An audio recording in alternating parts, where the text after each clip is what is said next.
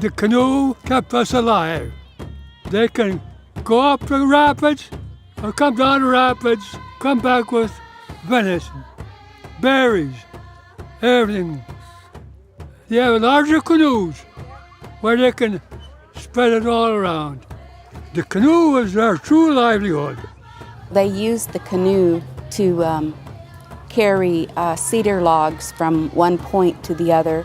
They would even hunt deer and carry the deer meat across to the families on the other side of the lakes. To me, when the canoe is coming back to the lake, it's coming back to its place of ownership, to Lake Coeur d'Alene, where I belong. It's on our waters. We should prepare ourselves to protect it always for the environment. And the lake really was a habitat for important foods for the tribe, in particular water potatoes. Water potatoes were really, really special to the tribe and still remain special to the tribe today. When it gets to be winter, they can come down the lake, they can survive the winter. The lake always gives them something to live on. There are places, around Coeur d'Alene, up at around Fernand Lake. That was their main headquarters now. That's where all the sub-chiefs, when there's something comes up, they go there for the council. That was their way to the mountains. That was their way to the buffalo. That was their way to the deer, and their way to the plants, etc. It was the heart of them. They really loved that lake, and they had a special connection to it, not even physically but spiritually. Catholic missionaries and others the trappers started coming in here in the 1850s. In 1867, the United States government created a reservation out of the tribe's Aboriginal territory. The tribe instantly rejected that initial reservation because it didn't include Coeur d'Alene Lake. They subsequently negotiated as equal partners with the United States government. And each time they always protected the lake and made sure the lake was a part of that reservation. There were three executive orders that were made, or at least three negotiations that were made, and every one of them had the lake involved in there, and they were cut. There was a line drawn every time, and it was because of the political influence of the towns that had sprung up there and homesteaders that came in at that time. Back in the day, it was all about greed. It was all about extraction. It was all about mining for precious metals. At the time, it was silver. They're having trouble getting up into the mining territory, up into the Silver Valley, because of the mountainous territory. The only access really is up the waterways. The United States wants to renegotiate. So what they're wanting here is to remove this from the reservation and gain access to the waterways so they can move materials up into the mining territories. And it wasn't until later on that the tribe was actually forcefully removed from the shores of the waters. They located all the tribal members on the west side of the reservation in the uplands away from the water. So it was a devastating time for them.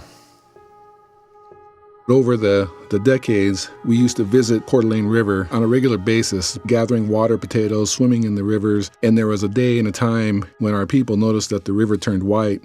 The way Felix tells the story, he always says, my uncle went up there and he saw that the river turned white. And from that point on, he always used to say, oh, they're trying to turn us into white people. We became aware of the pollutants that were entering the lake because of the mining activities that had been going on. And of course, we were worried about the effect of native plants and the fish on our peoples. In walking around the marshes, they would hear the death cries of the wild animals and find the carcasses. And they concluded there was something wrong with the water. We didn't have any data or statistics to go on. All we had were the 5 senses. And we did have a tribe member more recently go up and dig water potatoes, but ended up getting sick with a little bit of lead poisoning. This is one of the most polluted drainages in the entire basin. A lot of zinc, cadmium, lead, mercury are pouring out of this creek 24 hours a day, 365 days a year, and it all eventually winds up in the South Fork, moving down into the Coeur d'Alene River, into Lake Coeur d'Alene. It's kind of tucked away in the upper drainage where probably most people in Coeur d'Alene have no idea that this is even existing up here. I remember just herding to the core, going up and seeing the mining tailings piles and looking at what had happened. Anytime it's stirred up, it's going to be hard for our fish peoples, the animals that live around it, and the entire ecosystem in itself. Everything's connected, as we say, so it's all impacted. Well, for me, it really is just bringing things into balance. Seems like to me when nature's in balance, that's a reflection upon us. Because right now we're polluting so many things, that's a direct correlation to what's in our hearts and what's in our minds. It's a 100-plus-year-old case for us. When the companies themselves came in and started extracting the resources and then dumping their tailings into our water system, that's gone on for decades.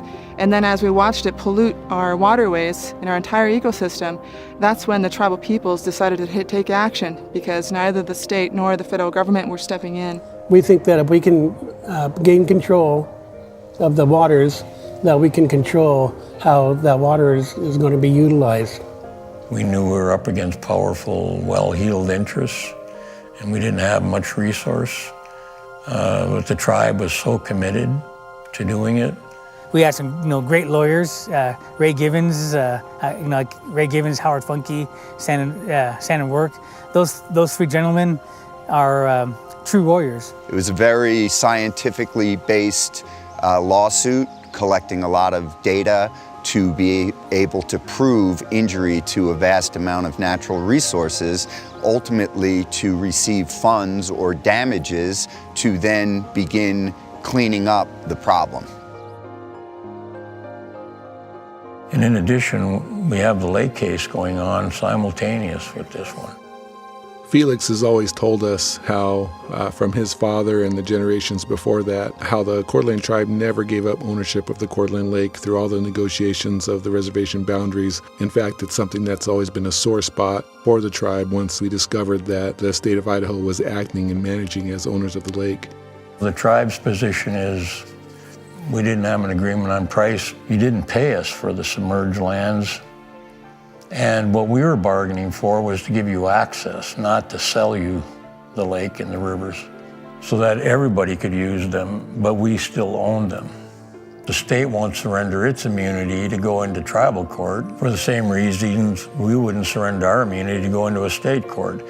We filed in 91. In 94, we asked the United States as our trustee to come in and file suit against the state on the tribe's behalf. For several years, there was a pretty big court battle, a lot of testimony, some decisions, some appeals to those decisions, and then finally in 2001, the Supreme Court came back with their decision.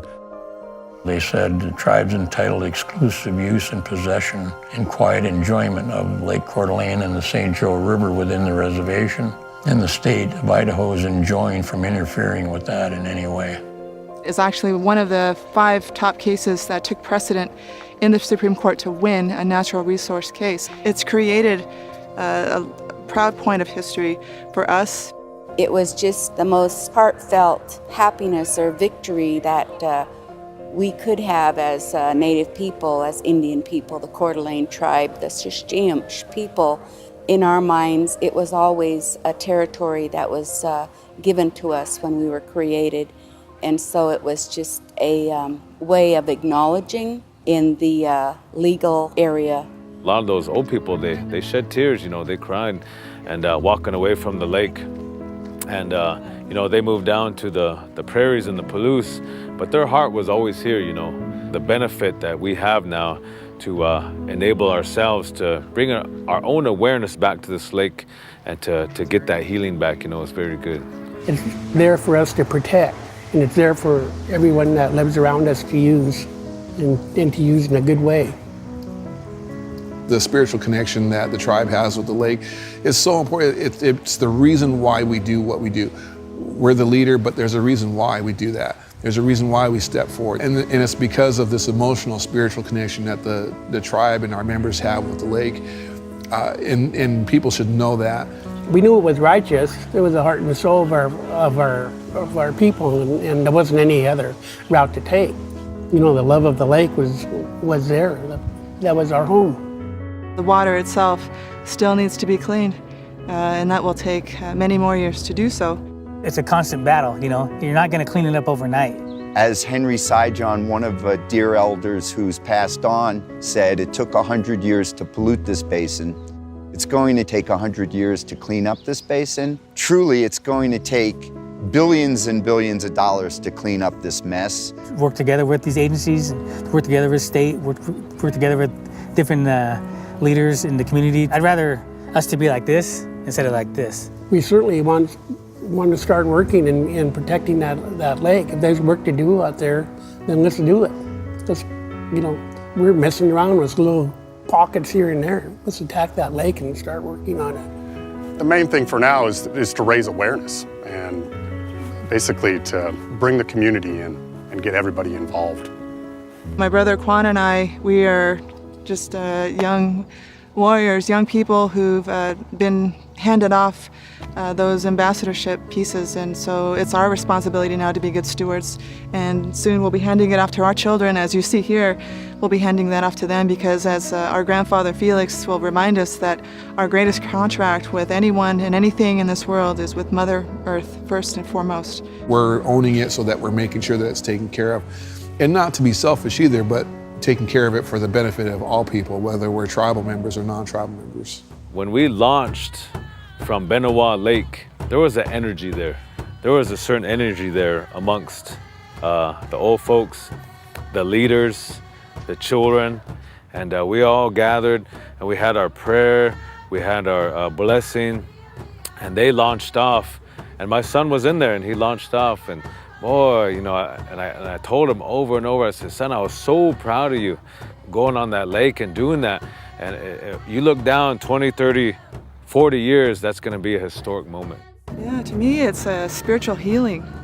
You know, we've gone through, again, so much with the boarding schools, with termination era relocating of our people into the broader community of the U.S.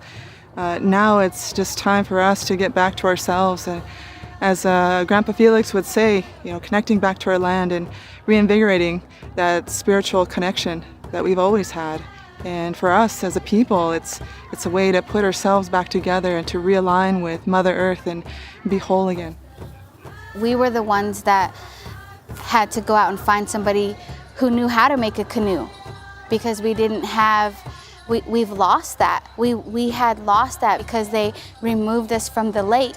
When we did the very first blessing down at Camp Larson, and our young people, they, you know, sang an honor song. And when that canoe touched the water, I felt our ancestors.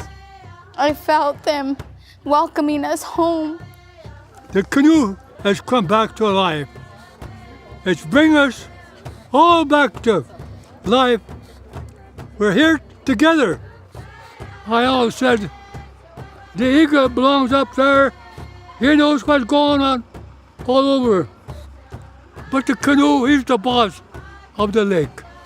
It feels like we've been lost for a long time as Indian people, and we're now finding the roots of our own people so that we can feel proud and feel that pride within us.